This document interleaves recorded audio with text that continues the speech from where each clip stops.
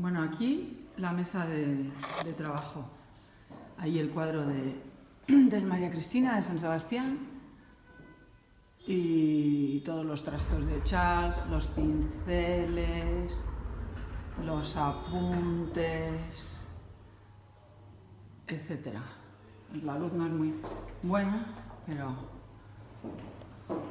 otra lámina maravillosa.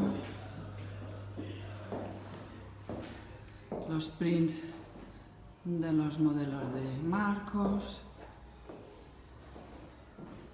y bueno,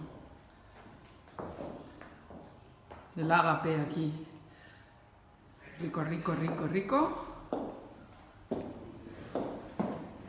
Y este rincón que me encanta, con esa planta y las velas.